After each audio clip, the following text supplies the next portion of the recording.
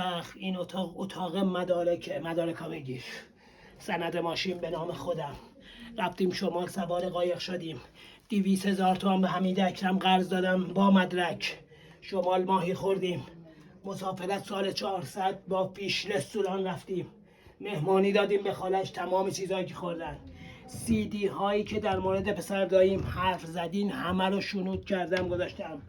پنجره شنود. هر کسی که از کوچه رد میشه گوش میکنیم ببینیم در مورد ما چی میگن. وسیله ها رو بگیر، جارو برقی، بخاری، پنکه تابستان. بدبخت من نمیخوام رو کنم زندگیمو. بگیر لافت و شگ اندازه 50 نفر مهمان سرا رو از دست دادین شما. بدبخت همه چی از دست دادی.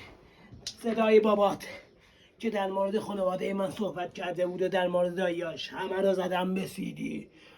با من لج کردین، باهاتون لج میکنم، رسواتون میکنم. اتاق بگیر، کلا از امکانات اتاق بگیر.